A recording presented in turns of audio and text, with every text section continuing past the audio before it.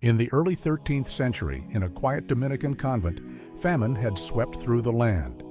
The friars, men of prayer and study, had given all they had to the poor.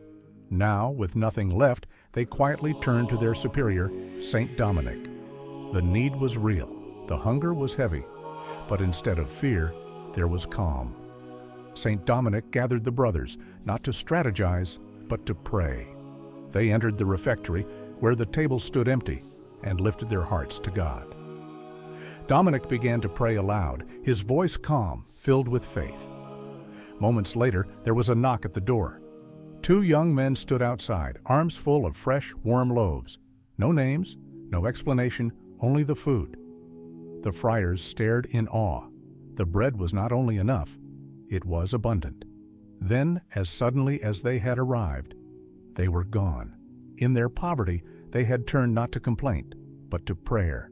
And heaven answered, quietly, generously, through the hands of angels.